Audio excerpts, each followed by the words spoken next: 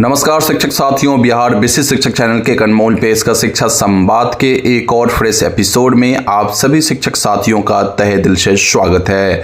साथियों, सबसे पहले टीचर ऑफ द डे बनने के लिए Acharya Radhakant Shastri ji from Bettiah and Pawan Kumar ji from Madhepura को मेनी कॉन्ग्रेचुलेशन। अगर आप भी बनना चाहते हैं टीचर ऑफ द डे तो इस वीडियो को शेयर करके अपने नाम और पता के साथ एक प्यारा सा कमेंट जरूर करिएगा।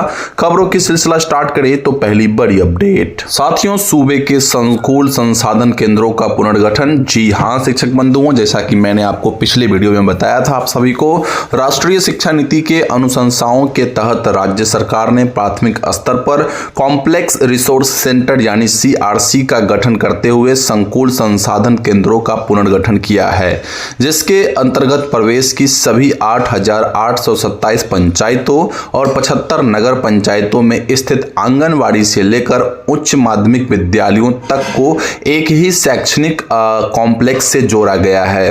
प्रत्येक पंचायत में मध्य विद्यालय के वरीयतम शिक्षक को समन्वयक बनाया जाएगा, जो विद्यालय भ्रमण शिक्षकों की मेंटरिंग और शैक्षिक मार्गदर्शन देंगे, जबकि शिक्षकों की मासिक अकादमिक बैठकें निर्धारित रोस्टर के अनुसार प्रत्येक शनिवार आयोजित होगी, जिनमें कक्षावार और विषयवार शिक्षण समस्याओं, नवाचार, सहपाठी अधिगम, संसाधन साझा करने और शिक्षण गुणवत्ता सुधार पर केंद्रित चर्चा व दस्तावेजीकरण किया जाएगा। साथ ही उत्कृष्ट नवाचार करने वाले शिक्षकों को सम्मानित भी किया जाएगा। तो साथियों, ये बहुत ही अच्छी पहल है।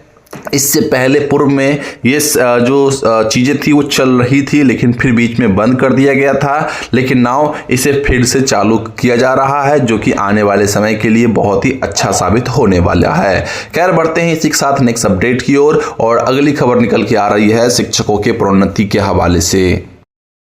राज्य के सभी शिक्षकों की होगी प्रोन्नति, मिलेंगी देश सुविधाएं। जी हां शिक्षक बंधुओं, आपने सही सुना। राज्य के प्रारंभिक हो या माध्यमिक हो या फिर उच्च माध्यमिक विद्यालय, इसमें कार्यरत सभी शिक्षकों की प्रोन्नति की जो प्रक्रिया है वो जनवरी से आरंभ होगी, यानी नए साल में आपको ये प्रक्रिया देखने को मिल जाएगी, जिसके लिए प्राथमिक और माध्यमिक शिक्षा निदेशालय ने तैयारी अब शुरू कर दी है तथा प्रोन्नति मामलों के निष्पादन हेतु समय तालिका तैयार की जा रही है, जिसके अंतर्गत सारी समय सारणी होगी, कब क्या करना है। इसी के साथ आगे बढ़ते हैं तो जिलों का सेवा निरंतरता से संबंधित गाइडलाइन जारी कर दी गई है।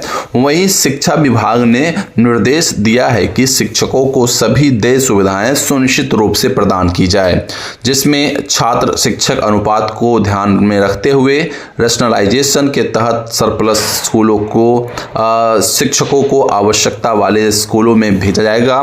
साथ ही वेतन संरक्षण के आधार पर लंबित बकाया का अविलंब भुगतान किया जाएगा और जिन विशिष्ट शिक्षकों का वेतन संरक्षण का लाभ मिला है उन्हें योगदान की तिथि से बकाया राशि का भुगतान सुनिश्चित किया जाएगा। तो साथियों, आप सभी शिक्षक साथी तैयार रहे। अब आप सभी शिक्षकों की जो है जिनकी भी क्राइटेरिया पूरी हो रही होगी, उन सभी शिक्षकों की जो है प्रोन्नति बहुत जल्द यानी आपको जनवरी से देखने को मिल जाएगी। इसी के साथ बात करते हैं नियोजित शिक्षकों के हवाले से जो बड़ी अपडेट निकल के आ रही है एक और, चलिए उसे भी जान लेते हैं।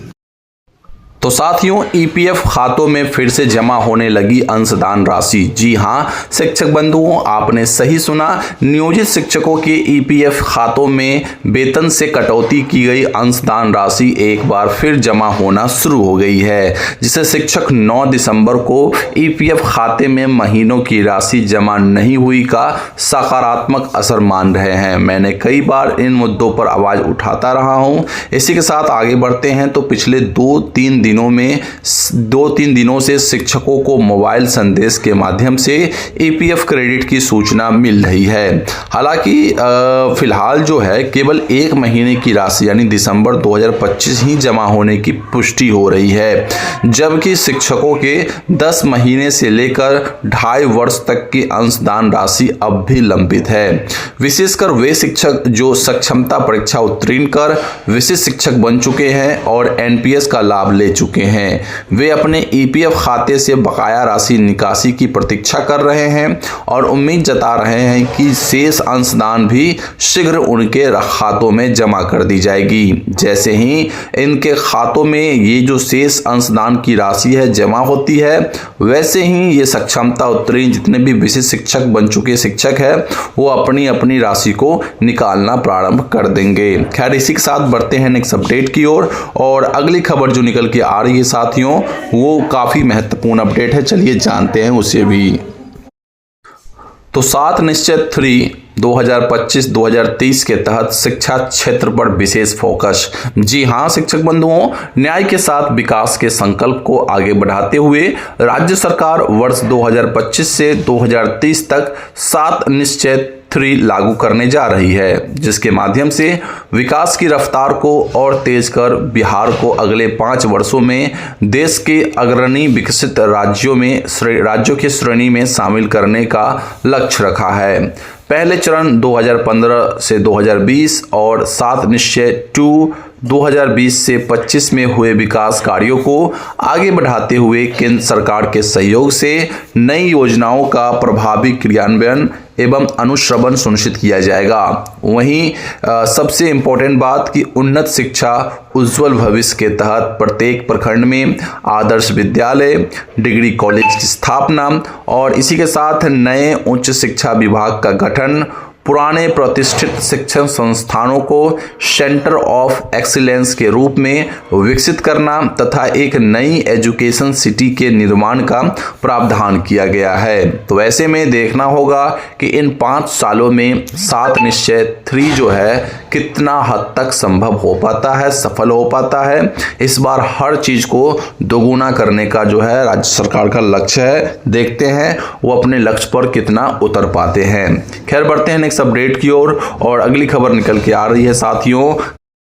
छात्र शिक्षक अनुपात के आधार पर होगा रेशनलाइजेशन। जैसा कि मैंने आपको पहले बताया कि शिक्षा विभाग छात्र शिक्षक अनुपात को ध्यान में रखते हुए शिक्षकों का रेशनलाइजेशन करेगा, जिसके तहत जिन विद्यालयों में सरप्लस शिक्षक है उन्हें आवश्यकता वाले विद्यालय या प्रखंडों में भेजा जाएगा। तो साथियों, आप सभी शिक्षक साथी तैयार रहे इस चीज के लिए।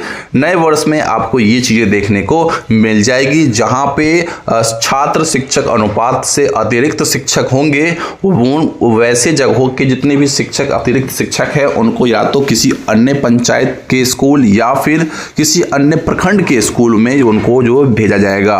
तो इसके लिए आप सभी शिक्षक साथी तैयार रहेंगे। अब हालांकि अभी भी ये क्लियर नहीं हुई है, जैसे ही इसकी एसओपी वगैरह आती है तो क्लियर होगी कि किन शिक्षकों को जो है उस विद्यालय से बाहर भेजा जाएगा जहां पे शिक्षकों की संख्या अधिक है। खैर, अभी बढ़ते हैं नेक्स्ट अपडेट की ओर। आगे की इसमें जो अपडेट निकल के आ रही है उसे जानते हैं। तो यह प्रक्रिया सभी जिलों में प्राथमिकता के आधार पर लागू होगी। वहीं इसके अलावा जो अपडेट है कि वेतन संरक्षण के आधार पर लंबित बकाया और एरियर का जो भुगतान है उसे भी सुनिश्चित किया जाएगा। विशेषकर विशिष्ट शिक्षक बने शिक्षकों को योगदान की तिथि से बकाया राशि दी जाएगी। तो साथियों, आज की यही थी सारी अपडेट जो कि मैंने आपको प्रोवाइड करा दी। आई होप आपको समझ में आई होगी, पसंद आई होगी। अब हम आपसे मिलते हैं अगली वीडियो में, तब तक के लिए जय हिंद।